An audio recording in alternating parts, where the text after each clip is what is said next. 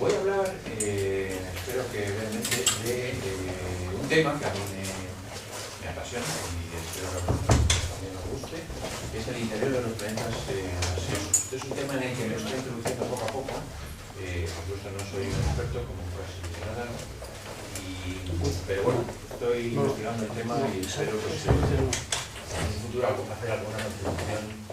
Esta luz ya no sé por qué es.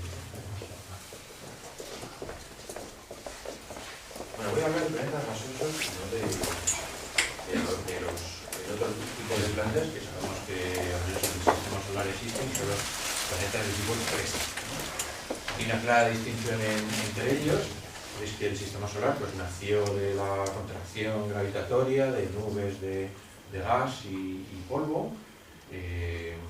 La sustancia o los elementos más abundantes en esta nube son el hidrógeno y el helio, y luego trazas de otros materiales. Entonces, en el interior del sistema solar se acumularon las sustancias, los elementos más masivos que dieron lugar a los planetas rocosos, ¿no? Mientras que los materiales más ligeros, el hidrógeno y el helio, pues tendieron a formar planetas más alejados del Sol, que dieron lugar a los planetas gaseosos, Júpiter, Saturno, Urano y Neptuno, ¿no? A pesar de la simplicidad en lo que es la composición de estos planetas, hoy en día hay todavía muchos interrogantes sobre cuál es la estructura interna de estos planetas gaseosos, ¿no? Y luego hay otro punto que es interesante y que tiene que ver con el hecho de que en la galaxia, pues hace ya varias décadas empezaron a detectar planetas que dan vueltas alrededor de otras estrellas, ¿no? Lo que se llaman exoplanetas, planetas exteriores al sistema solar. Y desde el principio pues, se vio que estos planetas, muchos de ellos no siguen el patrón de lo que son las propiedades físicas de los planetas de nuestro sistema solar. Claro, al principio las técnicas de detección eran muy poco sofisticadas y se tendía a observar los planetas grandes, los planetas gaseosos, tipo Júpiter, ¿no? Hoy en día las técnicas, y pasaremos un poco de puntillas sobre ellas, son más sofisticadas y permiten detectar planetas más pequeños ya tipo Tierra, ¿no? Pero hay, digamos, una ventana abierta en cuanto a la fenomenología y la tipología de los planetas, debido a la presencia de muchos, vamos a ver que estamos hablando, planetas fuera de nuestro sistema solar, ¿no? Hasta el día 21 de septiembre del 2012, hay que dar la fecha, el número casi día a día, porque crece de manera brutal, ¿no? Se han observado 818 planetas en otros sistemas solares, alrededor de otras estrellas. Se hace una estimación aproximada de que el 20% de estrellas pueden tener planetas a su alrededor, lo que daría lugar, teniendo en cuenta el número de estrellas que hay en la galaxia, del orden de 100.000 millones, pues daría lugar a decenas o centenares de miles de millones de planetas en la Vía Láctea.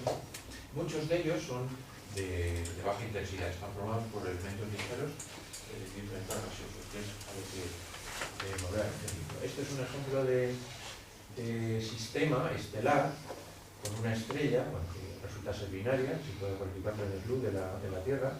Es Nua Andromedae, esto no es Nua, no recuerdo bien qué generalidad es, Upsilon creo que es. Entonces, este es un caso paradigmático en el sentido que fue la primera estrella de la secuencia principal, es una estrella estable, alrededor de la cual se detectó la presencia de más de un planeta, ¿no? Son 4 planetas, hasta el día de hoy se reconoce la existencia de 4 planetas, todos de tipo joven, se cree, como Júpiter, es decir, gaseoso, ¿no?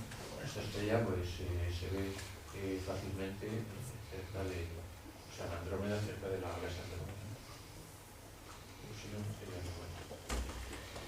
Bien, esto es un gráfico, así pues, ilustrativo, no se ven los números, pero bueno, lo que intento pues, es que veáis, estos son años, cada varita es un año, ¿no? El último es 2011, el año pasado, que indica cómo crece en el tiempo el número de planetas detectados, ¿no?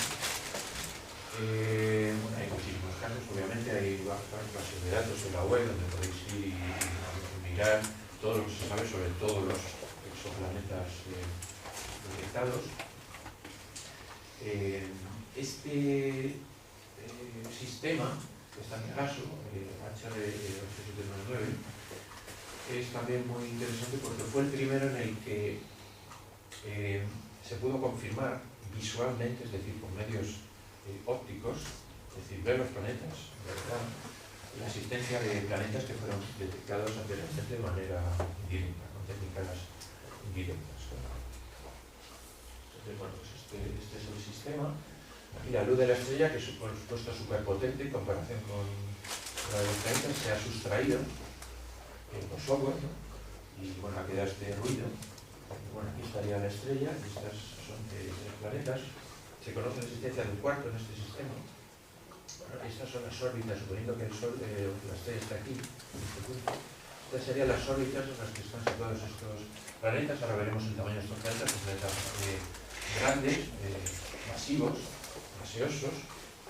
Y aquí también está representada otra cosa interesante, a la que, bueno, hoy en día pues, la gente se interesa también, que es la zona habitable. La zona habitable se puede definir como aquella zona en la que las condiciones de temperatura, dada lo que es el tipo de estrella que hay, o sea, su masa y cuánta energía emite, una zona alrededor de la estrella en la cual la temperatura sea alrededor de 0 grados centígrados. Es decir, pueda existir agua líquida, o agua, digamos, vapor líquida y sólida, ¿no? Es decir, lo que sería la zona habitable que tenemos en la Tierra, ¿no? Digamos que estos sistemas están muy lejos de lo que sería la zona habitable. Bueno, la razón, obviamente, por la que la gente se preocupa de esto es ver si podríamos detectar planetas en esas zonas habitables alrededor de cada estrella e investigar si podría haber vida, signos de vida, tipo oxígeno, sus atmósferas, etc. Bueno, este es el mismo sistema, es ahí una comparativa de los tamaños con respecto a Júpiter, Saturno, son bastante grandes. Bueno, sus órbitas, este sería el sistema solar nuestro, que no se ve, porque está en gris, ¿no? Está en la órbita de Neptuno. O sea, bueno, que es un sistema solar, pues, normaliza en cuanto a distancias, a las estrellas, pero un poco inusual en cuanto al tipo de planeta. Son planetas muy grandes, ¿no? Y además hay muchos de ellos, ¿no? Bueno, volviendo al tema de los planetas en la zona habitable, esto es un gráfico que indica, por aquí por ejemplo está la masa del planeta y aquí está el periodo de su órbita alrededor de la estrella. Entonces, bueno, lo que significa estos son planetas que están en la zona habitable, correspondiente a cada estrella. Pues cada círculo pues, corresponde a un planeta.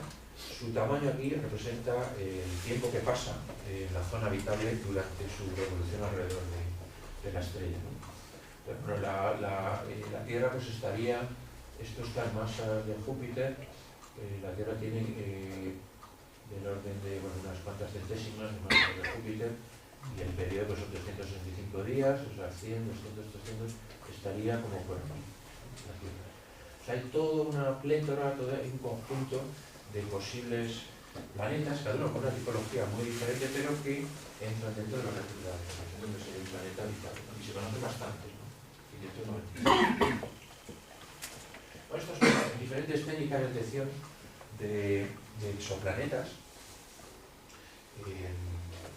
Enrique Aldana me va a decir que Ángel Gómez tiene una charla sobre detección de planetas en otros sistemas solares muy interesante y, en fin, en la Guardia de Actividades le vamos a pedir una charla posiblemente el primer trimestre del año que viene.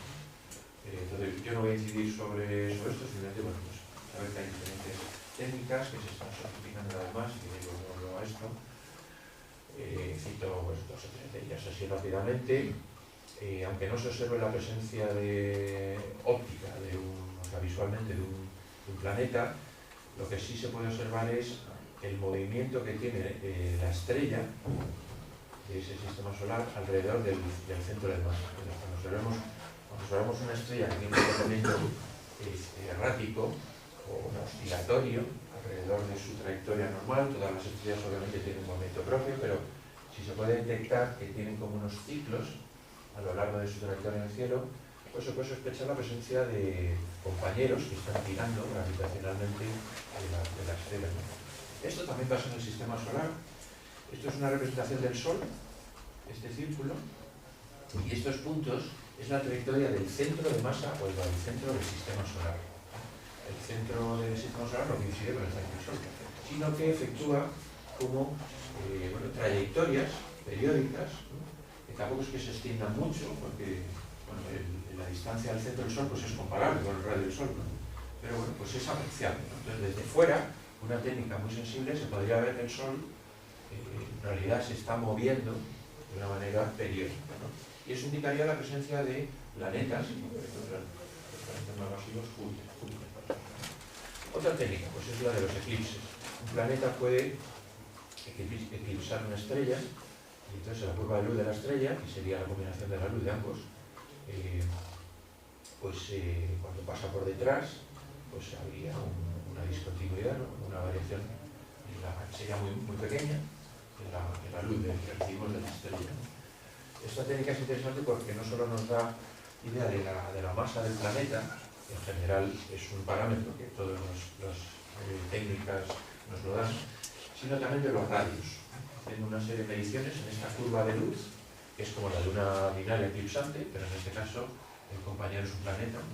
Que no emite luz propia, pues se puede tener idea también idea del radio, de la relación entre radios del Sol y del planeta. Y luego una técnica también muy interesante es la de el hecho de que cuando uno observa una estrella, la luz de una estrella, y por delante hay otra, pues hay un efecto de lente gravitatoria. El campo gravitatorio sabemos que tiende a torcer la luz, y en el caso de que haya una alineación casi perfecta del observador, nosotros, esta estrella y esta otra, la luz de esta estrella se girará, ¿no? se torcerá y nos aparecerá en otra posición.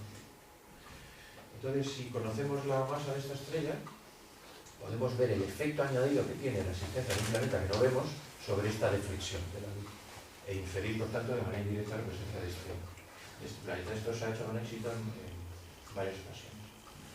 Bueno, entonces, lo que voy a hacer es ver un poco así, someramente, lo que hoy conocemos sobre la composición interna de los planetas gaseosos. O sea, ya he motivado el problema, hemos dicho que en el sistema solar los planetas gaseosos, bueno, más o menos se conoce qué pueden tener dentro, pero no con suma precisión. Pero ahora estos modelos, que vamos ahora a contar, tienen que ser extendidos a otras situaciones más generales, puesto que más allá de nuestro sistema solar hay muchos otros planetas con diferentes tipologías, ¿no? Entonces los modelos los tenemos que extender. Bueno, estas son las cantidades que voy a usar ahora, para que tengáis una idea. La masa de Júpiter es una milésima de la masa del Sol, y luego la masa de Júpiter es 18 veces la masa de la Tierra. Estas son las comparativas entre las tres cosas, porque me voy a estar refiriendo continuamente a la masa de un planeta. Entonces la vamos a medir, no tiene sentido medirla en kilos, porque son muchos, ¿no?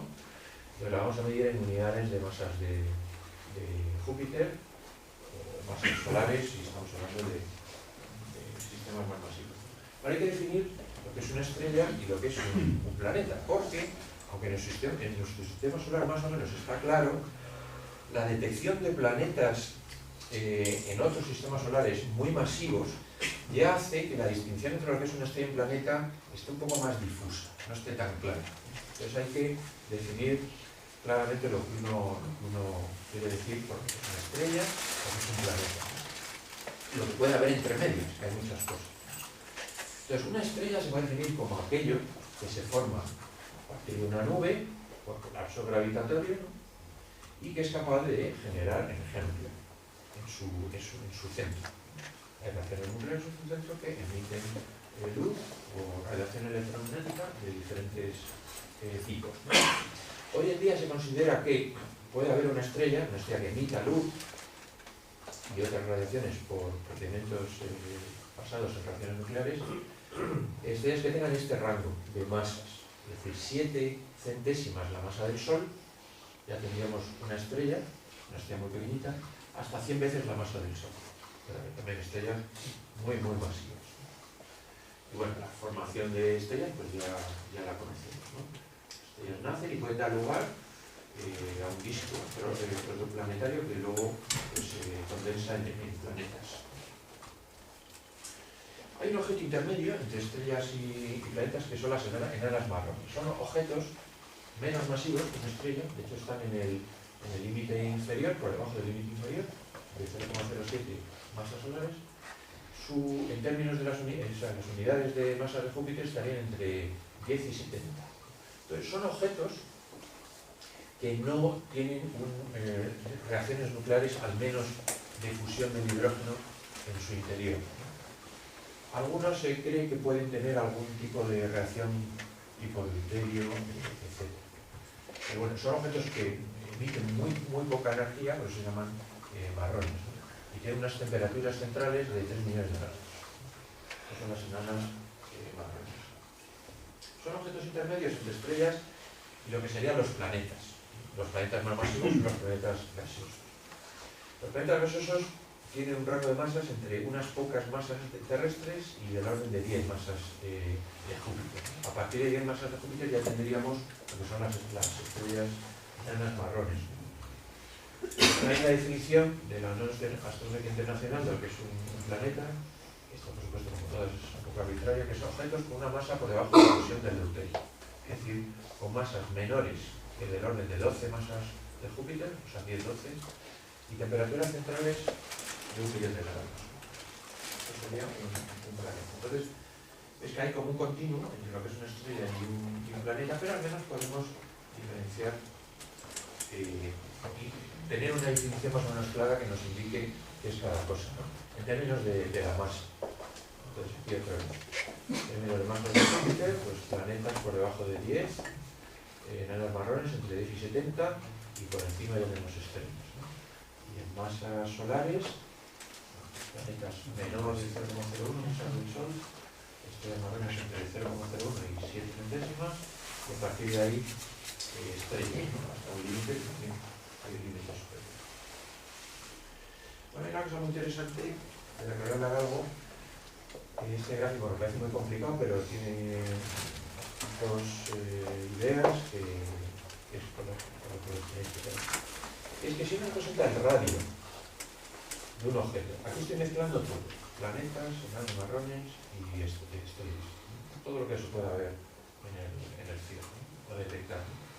Entonces, si pongo aquí en este eje el radio de ese objeto, por supuesto, ese seco, ¿no? De cada objeto, y aquí su masa, resulta que estos puntos no se disponen de cualquier manera en este gráfico, sino que siguen unas leyes. Pero se pueden definir tres zonas, claramente. Una primera zona que corresponde a masas bajas, esto está expresado, no lo veréis los que estéis ahí detrás, pero bueno, yo por eso lo digo, en masas de Júpiter. Entonces, por debajo de 10 masas de Júpiter, que en esa definición anterior he dicho que correspondería a planetas, estos son todos los puntos. Claro, hay una gran distorsión, pero más o menos sí está bien. Luego hay otra zona a partir de 10 que tiene otro comportamiento, y es que baja. Fijaos lo que dice. Cuando ya añado masa, normalmente lo que uno espera es que el objeto pues, se haga más grande, ¿no? Eso es lo normal, ¿no? Y los planetas siguen esa ley. Cuanto más masa, más grande. Pero a partir de cierta masa, ocurre justo lo contrario. Esto es poco intuitivo, ¿no?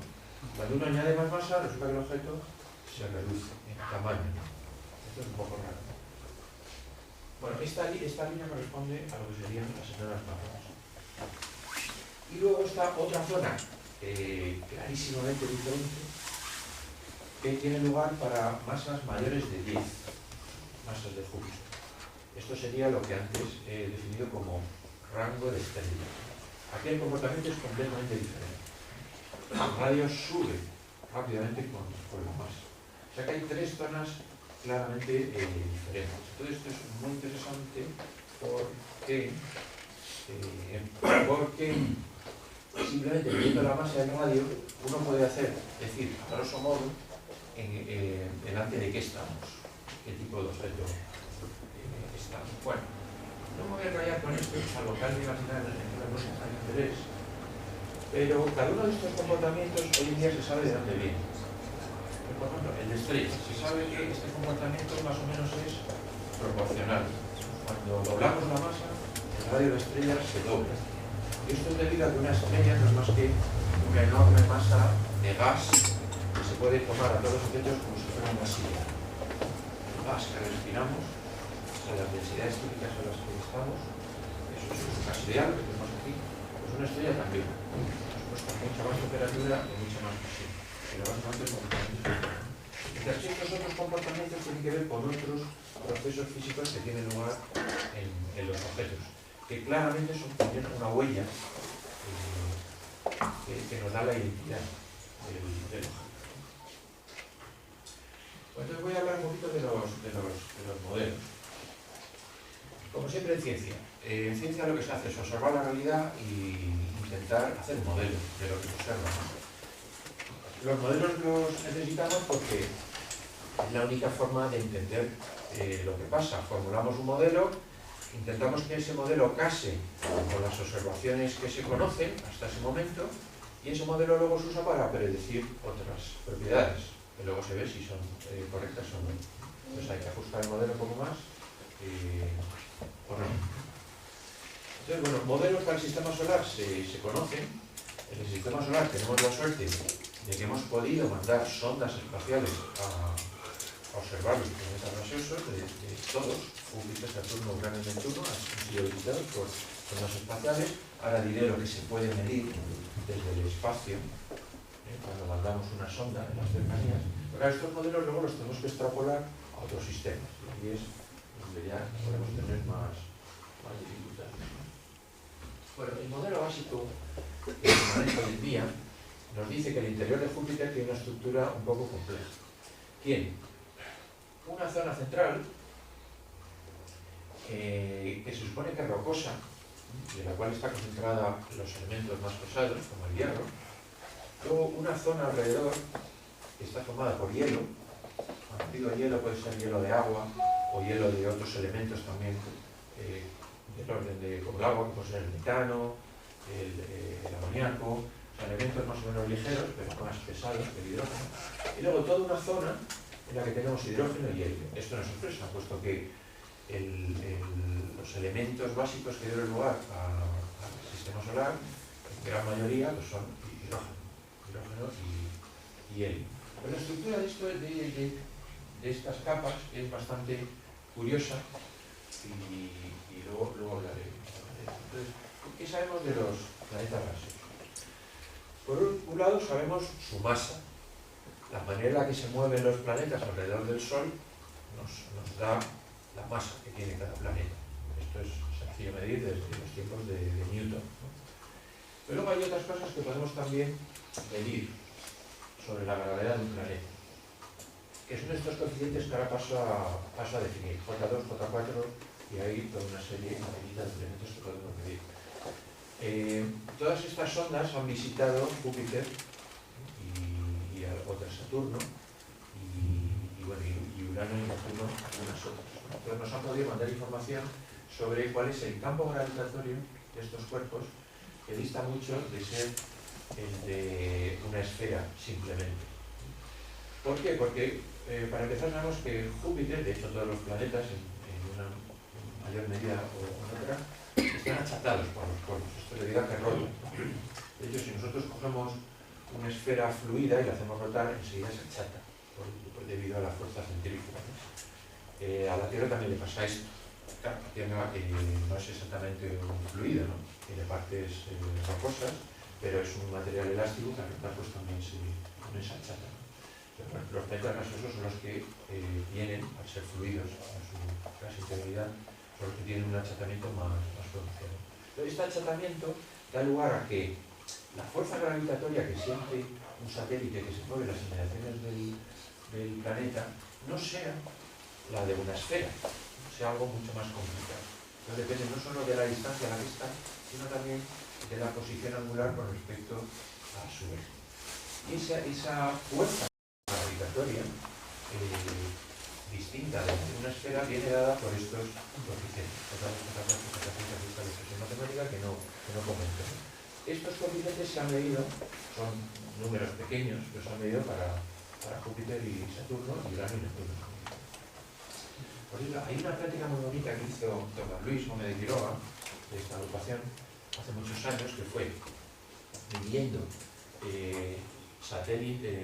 los fenómenos de los satélites de Júpiter, tipo eclipses, ocultaciones, etc., calcular de manera indirecta este coeficiente J2. Esto lo hizo, bueno, claro, él ya es un poco mayor, bueno, yo, o sea, mejor que yo, obviamente, es un poco mayor. Y recuerdo que cuando yo estaba acabando la carrera, creo, él, no, ¿cómo era? Cuando yo me iba de postdoc, él estaba acabando la carrera, hizo un trabajo de fin de curso, no sé qué curso fue, en la Universidad Complutense, estudió matemáticas, y ganó el premio, ¿no? por este trabajo, porque pudo determinar con su telescopio de aficionado el valor del coeficiente J2, midiendo los fenómenos de los satélites de Júpiter. Es algo bastante curioso. Bueno, esto es una ilustración de estos coeficientes, el tipo de distorsión que miden, ¿no? O sea, esto sería primero que si es una esfera, el J2 mide el achatamiento. Pero el J4, más complicado, mide ya pues detalles un poco más curiosos de la forma del cuerpo. Bueno, esto se puede medir. Otra cosa que se puede medir es lo que se llama el momento inerte, que nos da una idea de cómo se distribuye la masa alrededor del eje. Es decir, la densidad de un planeta no es la misma a diferentes distancias del centro. Los centros son más densos que la superficie. Entonces, esa distribución de masa se puede cuantificar en términos de un parámetro. Otra cosa es que se mide la temperatura superficial, tanto de Júpiter como de Saturno, de Neptuno. Aquí pongo la de Júpiter y Saturno, se puede medir también. Y bueno, son estos grados, ¿no? Grados Kelvin. Por cierto, hay una cosa muy interesante de Júpiter, y es que a partir del albedo de Júpiter, de la luz que refleja el Sol, y a la distancia que está, se esperaría que tuviera una temperatura de 110 Kelvin. Sin embargo, tiene más. Y esto parece que indica que Júpiter se está contrayendo un poquito, como si fuera una estrella. Entonces, esa contracción libera energía en exceso, que da lugar a una temperatura mayor que la que uno espera. La de Saturno, obviamente, es menor, puesto que está más lejos. Otra cosa que se puede medir es la relación entre la cantidad de hidrógeno y de helio que tiene el planeta, ¿no? Aquí están los números, ¿no? Está en torno a 0,25 en todos los casos. Esto es así porque el material primigenio que dio lugar al sistema solar estaba enriquecido en helio en un 25%. Entonces, los planetas gaseosos reflejan más o menos ese helio. Aunque en el caso de Urano y Neptuno es un poco superior a lo que se espera. Otra cosa que se puede medir, el achatamiento del planeta. Es decir, una medida que nos da lo que difiere el radio ecuatorial del radio polar. Viene dado por esta cantidad. Eso también se puede medir y nos da información sobre lo que le pasa al cuerpo. Bueno, aquí está un poco resumido los parámetros de los 4 planetas básicos, ¿no? Entonces, ¿cuál es la composición? Pues ahora hemos hablado más o menos de cuáles son las partes básicas, ¿no? Masa, radio, momentos de inercia, cosas así, ¿no? Pero, ¿cuál es la composición real? Bueno, se cree que la composición real viene, insisto otra vez, de la composición que se cree tenía el sistema solar cuando nació, ¿no? Y que tiene realmente. Júpiter y Saturno, pues hidrógeno más helio más otras cosas, que ahora veremos lo que son. Ahora bien, Urano y Neptuno se cree que además de esto tienen otras cosas. Y es compuestos de hidrógeno. Compuestos de hidrógeno, ya comentamos, metano, CH4, amoníaco, NH3 y agua, H2O. De esos tres, el agua puede que sea la más importante, ¿no? Hay, digamos, evidencias indirectas de que Urano y Neptuno se apartan de lo que es Júpiter y Saturno en cuanto a composición. En el sentido ese, de que tienen, aparte de hidrógeno y helio y rocas, compuestos de hidrógeno, en una cantidad bastante significativa.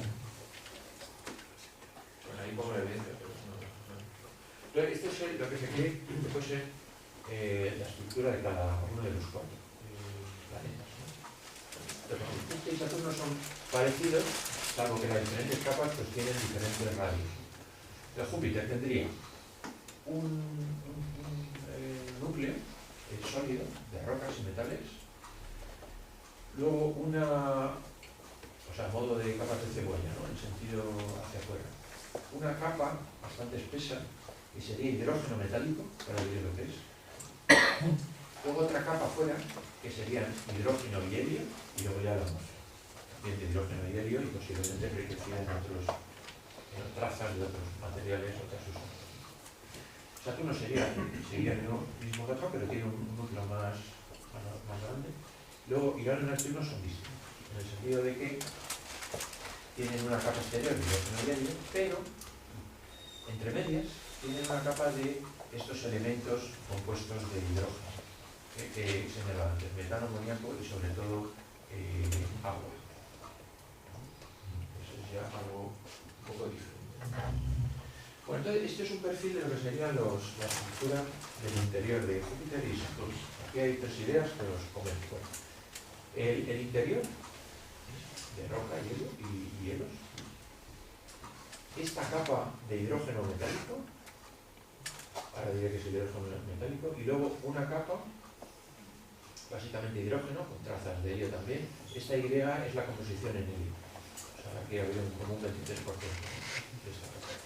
Este hidrógeno es molecular. Este hidrógeno es metálico. Entonces voy a explicar lo que es. Entonces sabéis que el hidrógeno pues, se compone de un protón y un electrón. El electrón da vueltas alrededor del protón. Pero el hidrógeno, cuando es sometido a mucha presión, se comporta como un metal. Esto quiere decir que los protones pierden a sus electrones que vagan libremente entre los protones. Entonces es como un fluido de electrones que por tanto conduce, se comporta como un metal. Esto es lo que ocurre en un metal cualquiera. En un metal cualquiera, pues ciertos electrones se deslocalizan, ¿no? Entonces están por todo el material y pueden conducir la electricidad cuando aplicamos un potencial eléctrico. Entonces sería hidrógeno metálico. Esto es muy importante porque sabemos que cuando hay cargas en movimiento aceleradas, eso produce campos magnéticos. Entonces, pues la atmósfera que Júpiter tenga un campo magnético. Este otro hidrógeno es muy distinto, es el hidrógeno molecular, es el hidrógeno que conocemos de toda la vida. A presiones normales, a temperaturas normales, el hidrógeno son dos protones bien enlazados y luego sus dos electrones dando vueltas. Es el hidrógeno molecular, el hidrógeno normal. Fuera, en la atmósfera, Júpiter tiene también una ionosfera. En esta ionosfera lo que le ocurre al hidrógeno es que nuevamente los electrones se deslocalizan, pero ya a una densidad muy baja, entonces forma lo que se llama un plasma. En Saturno pasa algo similar. Entonces esto más o menos es la idea de lo que os quería contar con respecto a la estructura interior de los planetas gaseosos. Entonces vamos a intentar entender un poquito la física de todos estos sistemas. Estas son ideas muy generales para que luego volvamos al modelo de la estructura de un planeta gaseoso y podamos entender un poco mejor cuál es el problema. Ya sabemos que una sustancia cualquiera se puede encontrar en tres fases, básicamente: gas, líquido y sólido. Esto nos lo enseñan en la escuela. ¿Qué es un gas? Pues es un conjunto de átomos o moléculas muy diluido. Por ejemplo, el aire es muy bajo densidad. En el líquido, por contra, bueno, por supuesto este sistema de gas está muy desordenado. Las moléculas se mueven como locas por todo el recipiente o todo el espacio que ocupa. Un líquido es muy similar. De hecho, un líquido se puede tener un gas comprimiendo. Pero en un líquido las moléculas están muy juntas. Un líquido tiene muy alta densidad. Entonces un gas, un ejemplo, podría ser vapor de agua. Un líquido podría ser agua líquida. Las gotitas que se forman cuando el gas condensa. Entonces hay una diferencia brutal en densidad entre un gas y un líquido.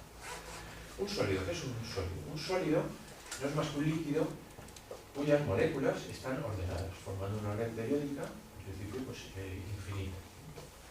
Entonces el gas es un sistema muy baja densidad desordenado, el líquido muy alta densidad desordenado, y el sólido tiene una densidad parecida al líquido, pero está completamente ordenado. Por tanto, no es un sistema fluido, no puede fluir. Mientras que un líquido o un gas, obviamente, sí. Estas son las tres fases fundamentales de la materia. Entonces, lo curioso es que cada sustancia, cada elemento, dependiendo de sus condiciones, muestra una fase u otra.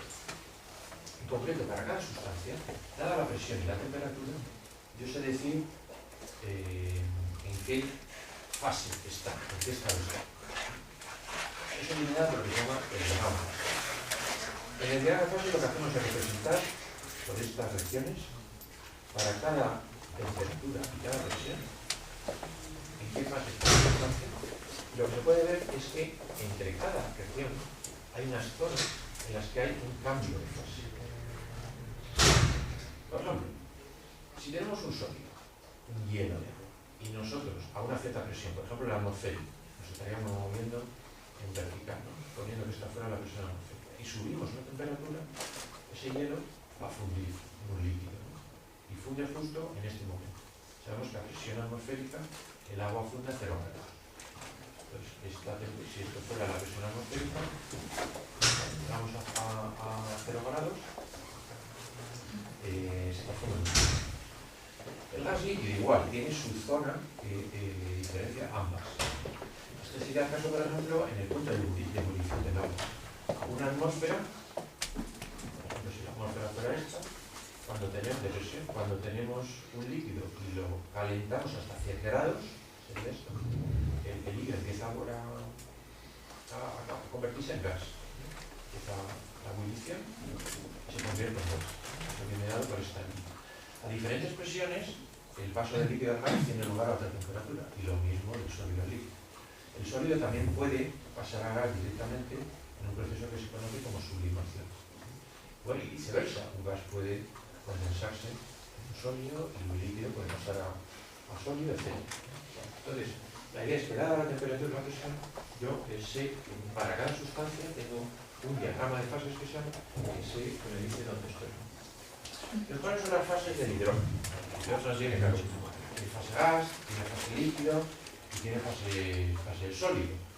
Pero tiene algún detallito más. Es que tiene fases peculiares a altas presiones. Entonces, insisto, el hidrógeno pues es un protón y un electrón. Esto se puede más o menos representar como un electrón, con un protón y una nube electrónica, que es toda esta área en azul. Entonces sería un electrón. Entonces podemos tener diferentes fases. Como el hidrógeno atómico. El hidrógeno atómico lo que tendríamos es átomos de hidrógeno separados, cada uno es un electrón, que puede ser líquido o sólido. En cualquier caso es aislante porque cada uno de estos átomos es neutro, entonces no hay cargas libres que puedan producir la electricidad. El hidrógeno molecular, puede ser gas, líquido o sólido, pues consiste en moléculas de dos hidrógenos firmemente ligados. Luego podemos tener hidrógeno metálico. He dicho lo que es. Estos electrones se deslocalizan, entonces ya no se sabe cada electrón de quién es dueño, quién es su dueño, de qué protón viene, sino que están todos como una comuna, ¿no? Cada uno pues va por su cuenta. Y los protones también. Pues las cargas libres que el sistema puede producir, eso es importante. A su vez, un metal puede ser líquido o sólido, ¿no? Esto suena raro, los metales normalmente pues, los asociamos a sólidos, ¿no? Pero también puede haber metales líquidos, como por ejemplo es el mercurio. En condiciones normales, de presión y temperatura, es un líquido. Entonces, dependiendo del tipo de metal y de las condiciones de temperatura y presión, pues puede ser líquido o sólido, pero sin dejar de ser metal. Y luego tenemos el hidrógeno plasma, que es que los electrones se han deslocalizado, pero ya a muy baja densidad. Esto obviamente pues, también es un conducto. O sea que el hidrógeno es una cosa complicada. Aunque es el elemento más simple, pero es complicado. Toda la naturaleza al final resulta complicado. Este es el diagrama de fases del hidrógeno. Entonces os explico un poco lo que es. Lo mismo, temperatura y aquí presión. Entonces, a temperaturas bajas tenemos la zona del sólido, que a su vez tiene diferentes fases sólidas. Este detalle ahora mismo no lo es. Sería esta región rayada. Esta región amarilla es lo que corresponde al hidrógeno molecular, que puede venir en líquido o en gas. Esta región en azul es el hidrógeno atómico, para átomo a vapor. Y esta región, a mucha temperatura, es el hidrógeno plasma. Los protones y neutrones y electrones separados. Pero aquí hay una región de hidrógeno metálico. Esta. Entonces, insisto, en este diagrama, nosotros tenemos una temperatura, tenemos una presión y nos vamos a cada presión y esa temperatura. Y si quedamos aquí, pues sabemos que es hidrógeno metálico. Si quedamos aquí, sabemos que es un sólido. Si quedamos aquí, es hidrógeno metálico. Estos diagramas son muy importantes en física planetaria porque nos permiten saber qué tenemos dentro de cada cuerpo, de cada planeta. Entonces, si sabemos cómo varía la presión y la temperatura en el planeta, desde el centro hasta la superficie, nosotros podemos trazar una línea aquí, por ejemplo, en la superficie, pues es de esperar que la presión sea muy baja. Entonces, estaríamos por aquí.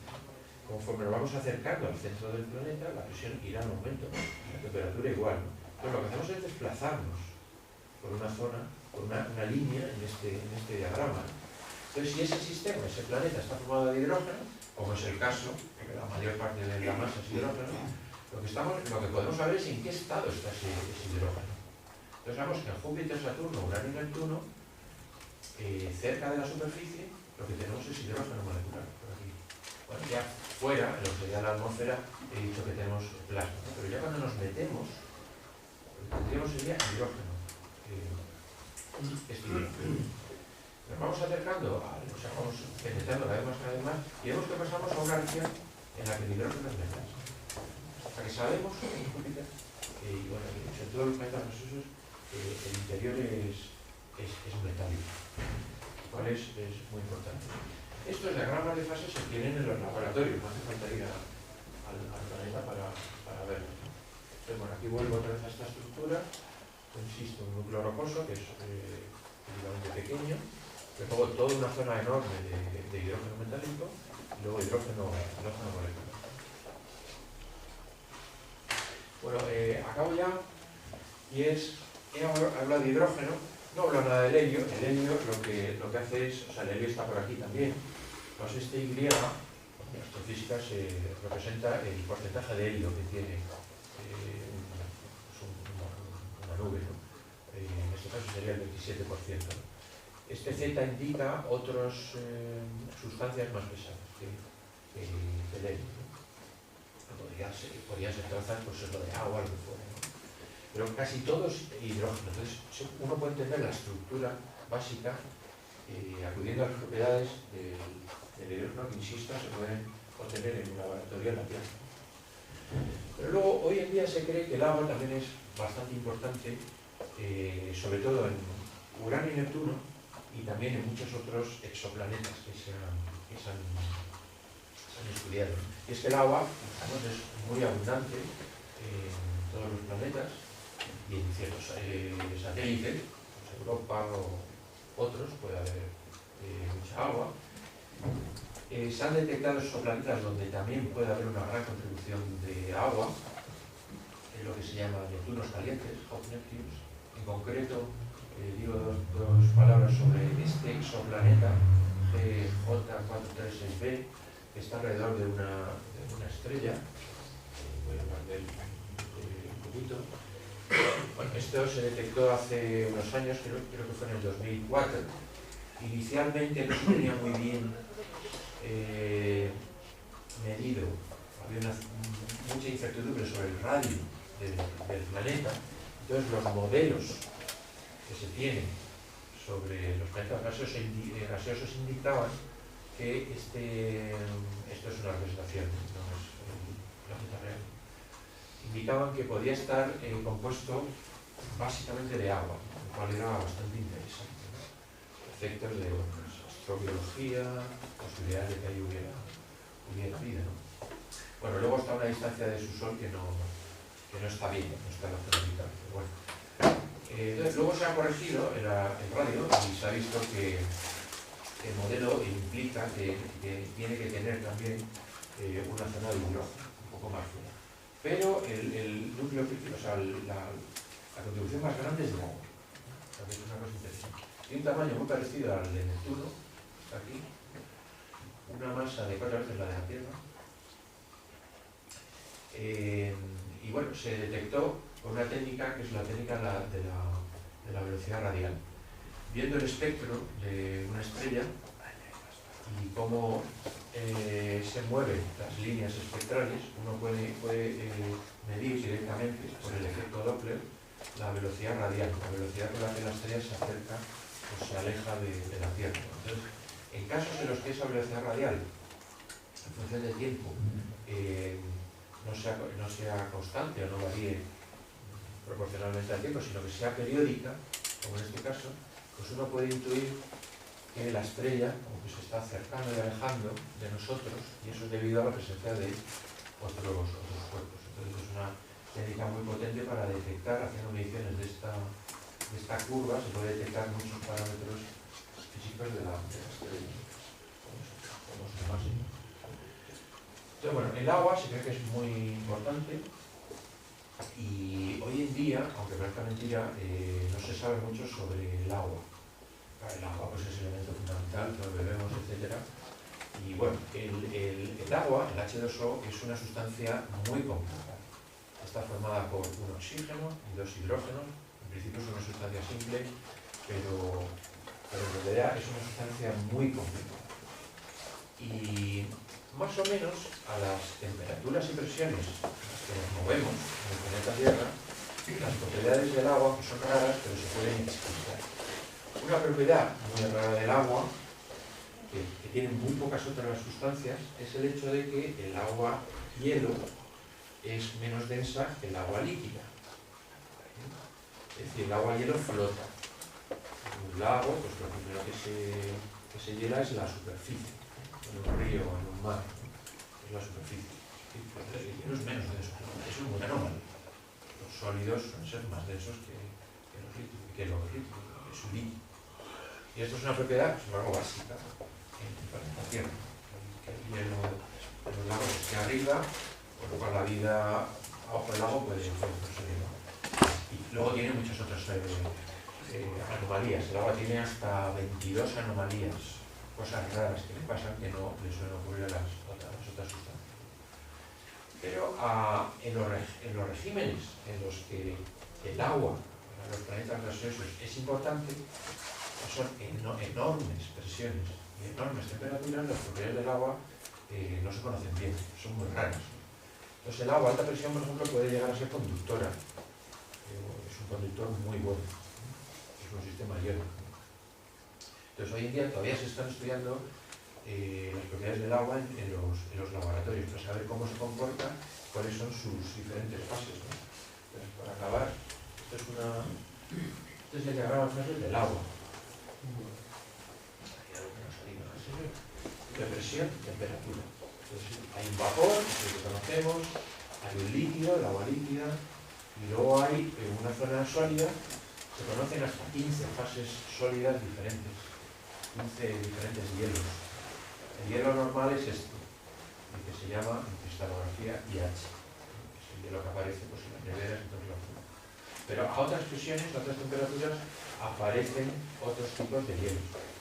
Y en las presiones y temperaturas que reinan en el interior de los planetas gaseosos, los hielos son muy raros. Las presiones son de 100 gigapascales.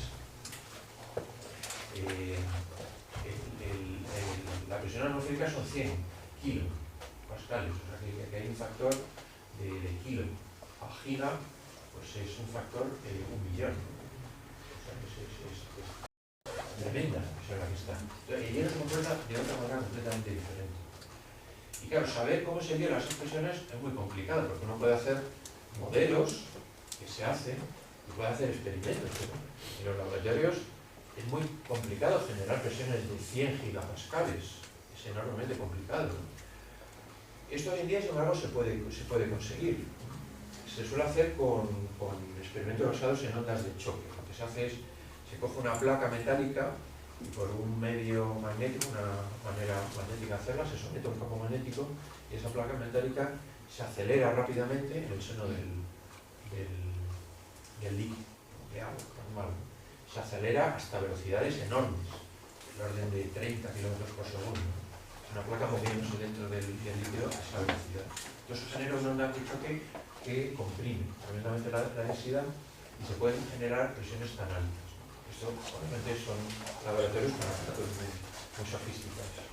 Entonces, parece que en un laboratorio de la Tierra uno pueda intentar, con esto se hace, predecir las propiedades de planetas que están a muchos años luz para entender cómo funcionan. Básicamente, para ajustar los modelos, uno puede entender, saber qué hay dentro de esos planetas, que estén tan lejos y no se puede ir a medir, y qué propiedades tienen, pues, composición, estructura, etc. Esto obviamente pues, es muy importante y es un tema muy interesante hoy en día, ¿no? en astrofísica, en astrobiología. Bueno, pues nada, lo dejamos aquí. Si tenéis preguntas. Sí, yo te quería preguntar.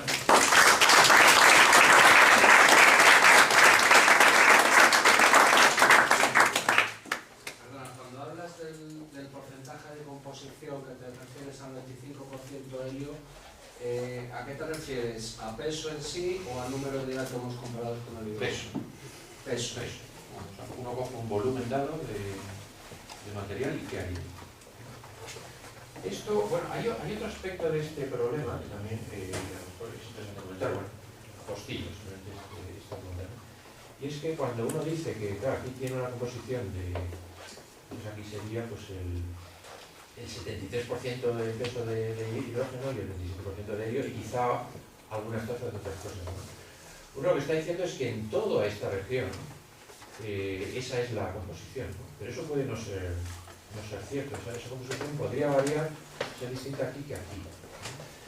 Hoy en día se están haciendo modelos que tienen en cuenta eso también, es decir, la distribución no homogénea de los diferentes materiales a lo largo de lo que es el radio. Y eso se ha visto que da lugar a bastantes diferencias, ¿no? Porque otra cosa es que, claro, este hidrógeno es metálico, aquí hay cosas que son líquidas. Salvo el interior rocoso, esto se está moviendo. Entonces, claro, aunque el planeta no crea energía, básicamente, pero esto está mucho más, el interior está mucho más caliente que el exterior. Júpiter, fijar el rango de temperaturas, 15.000 a 21.000 Kelvin. Sin embargo, en la superficie pues tenemos una temperatura de muchísimos grados por debajo del cero, ¿no? 170 Kelvin. Entonces, claro, pues la energía tiende a salir, ¿no? Entonces, ¿cómo sale? Pues hay varios procesos. Uno puede ser radiación, pero el más típico aquí es la convección, es decir, masas que circulan dando vueltas. Entonces, esos comportamientos convectivos son muy sensibles al tipo de composición. Entonces, hay hoy en día, la gente está haciendo modelos que tienen en cuenta esa distribución homogénea. Y las cosas que salen son un poco diferentes. O sea, que aquí todavía hay mucho. ¿Alguna otra pregunta? Yo te podría hacer un comentario, sí. Que podrías añadir a Saturno entre los planetas abundantes en agua. Y esto se descubrió, yo tuve la suerte de estar en Villafranca el día que el satélite ISO apuntaba a Saturno y estábamos viendo bajar los datos. Y entonces puedo decirte que lo primero que se descubrió es que había mucha agua.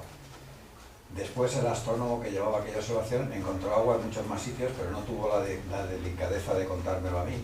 Solo me pudo traer aquel día porque yo estaba presente. ¿Pero qué otros sitios? Pues, por ejemplo, en los brazos de la galaxia, en otras galaxias. No te puedo decir si después también apuntó a Júpiter y lo hizo. Podría enterarme, pero de Saturno estoy seguro porque sí, estaba... O sea, agua hay por doquier en el sistema solar. Y esa agua que hay en Saturno, por supuesto, es agua atmosférica, que está en la atmósfera. Sí, es agua que está radiando en el infrarrojo, claro, que es lo que trabajaba este satélite. satélite. Es una molécula que está en la atmósfera. Aquí más bien me estoy refiriendo a lo que pasa dentro. Que quizá lo que hay en la atmósfera en realidad es una construcción muy pequeña, porque hay debe ser muy baja. En la distribución sí dentro hay mucha agua. Esa no se ve directamente. Claro, lo que vemos del planeta es lo que fuera. O sea, espectro de la atmósfera, lo que refleja el Sol. Pero el problema es ver dentro, averiguar qué hay dentro. Entonces, claro, agua probablemente haya en muchos sitios en las atmósferas. Ahora, dentro es otra cuestión. Inferir que hay agua dentro en la cantidad que hay es otra cosa. Un comentario también, yo creo que algo muy importante. o lo importante para ver lo que hay dentro son los campos magnéticos. Claro. En Júpiter es un campo magnético enorme, sin embargo en Saturno, con lo grande que es un poco más pequeño que el de la Tierra. Claro. Entonces eso también puede dar una idea de la diferencia. Totalmente. Eso se ve reflejado un poco aquí, en la cantidad que hay la cantidad de metal que hay, ¿no? y la construcción más grande de los molecular. La generación de campo magnético es una cosa que está hablando muy que en la Tierra no se entiende todavía tampoco. O sea, se supone que es un efecto, digamos, pero por ejemplo esta característica que tiene el campo magnético de la Tierra de que se da la vuelta cada cierto tiempo, o sea, el norte pues al sur y el sur al norte, de manera casi perfecta, pues eso no se entiende. Pues hay muchas cosas que no se entienden en los campos magnéticos, pero sí, por supuesto, tiene razón. ¿Se puede pensar que en el resto de planetas extrasolares de algunas masas Júpiter tienen una configuración similar a Júpiter terrestre, por llamarlo, del sistema solar? ¿O hay mucha variación al pasar de una masa a varias masas? ¿Esa sección interior varía mucho o no se sabe todavía?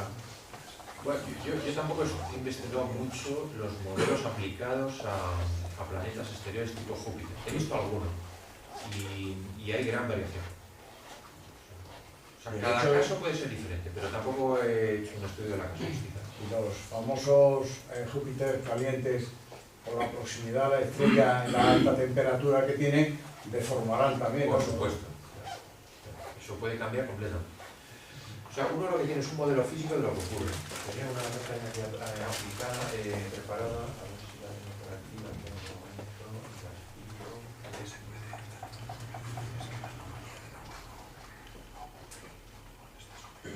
bueno, básicamente que lo que quiero decir así en pocas palabras es el proceso que se sigue para ajustar un modelo. Es una cosa complicada, pero uno sabe cómo se comporta un fluido. Esto es algo muy antiguo. Uno quiere saber, que esto todavía hay mucho, como he dicho, por investigar, sabiendo la composición, cuáles son las propiedades de esa materia, su diagrama de fases, como le llamamos.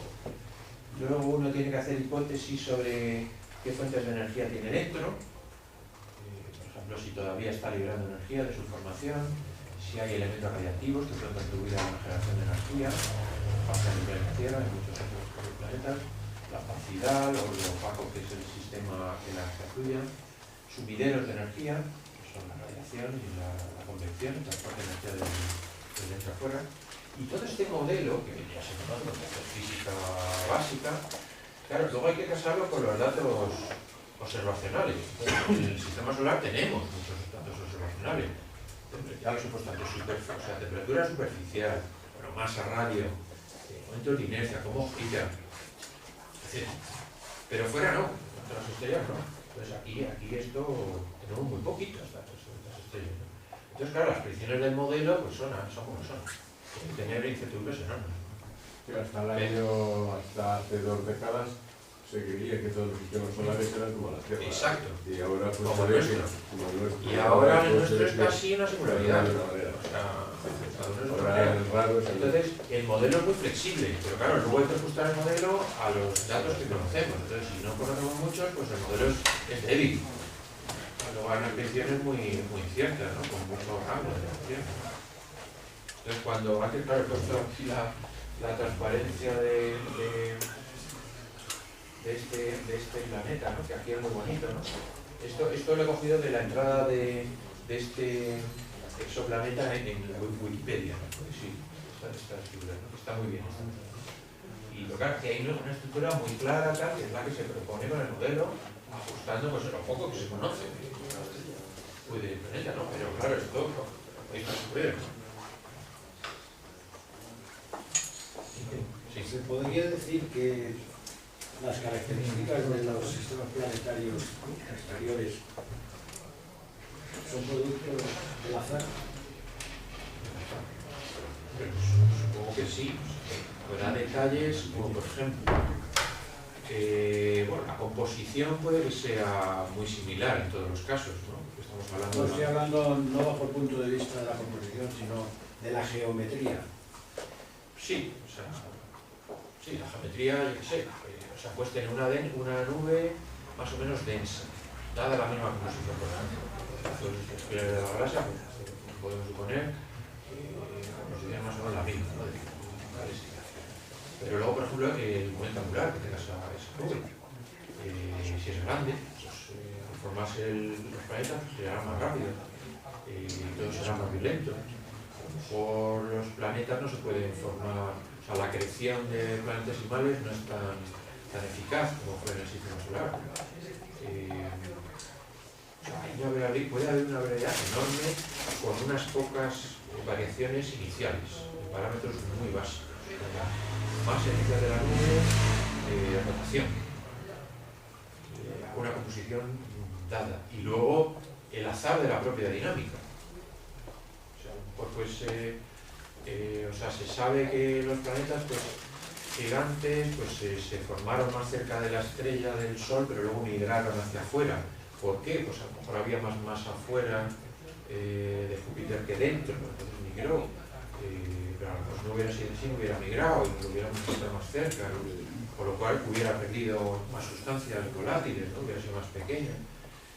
Hay sistemas de estos exoplanetas que son planetas gigantes porque están muy cerca de su Sol. Sin embargo, la composición que se espera es más o menos de hidrógeno y helio. Luego, la estrella central también puede ser súper diferente. Si la estrella, yo que sé, es una enana roja o otra cosa, pues claro, la vida de esos planetas puede ser muy diferente, ¿no? Se conocen hoy en día planetas que dan vuelta alrededor de estrellas de neutrones. Se han detectado midiendo el periodo de la estrella de neutrones, el pulso, ¿no? O sea que yo diría que sí, que no es verdad. Ahí sí que era un comentario sobre lo que me está diciendo. Hay un modelo que es el modelo de las migraciones planetarias y hay un factor muy importante que es la metalicidad.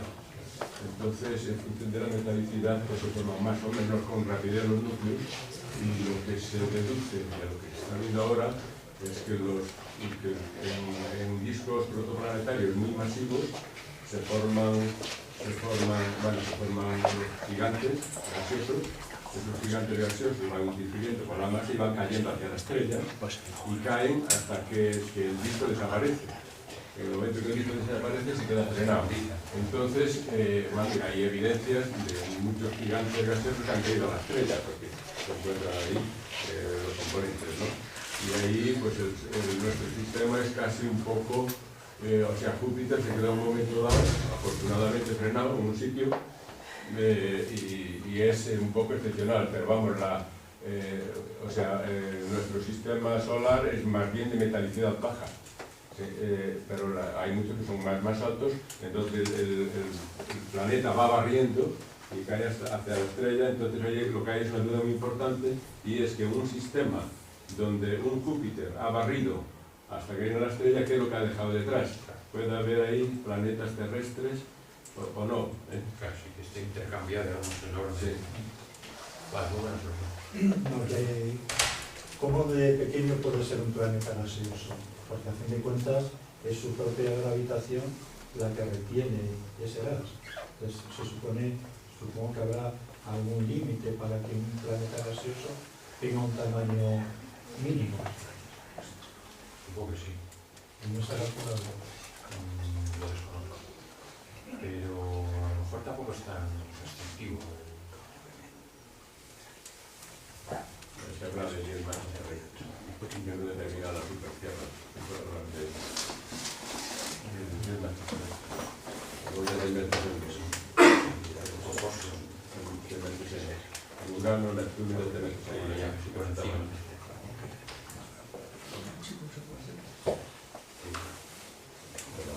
Bueno, si no hay más preguntas, hay una última pregunta. Que la composición de hidrógeno, los formas de hidrógeno en el interior de Júpiter son molecular, metálico o ion, pero no será el hidrógeno atómico. ¿Por qué? Hidrógeno atómico. Sí. El hidrógeno atómico se podría dar en alguna capa por encima, ¿no? O sea, por aquí. Aquí el problema es que, como pasa en la Tierra, el perfil de temperatura es muy curioso, porque a partir de la superficie la temperatura se eleva mucho, como ocurre en el Sol, ¿verdad? Bueno, en la también, ¿no? Arriba la temperatura es enorme, ¿no? La densidad muy baja, claro, pero la temperatura es enorme.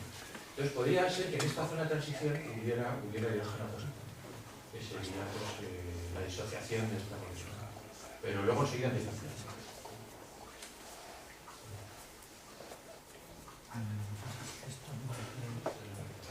Bueno, pues nada, lo dejamos aquí.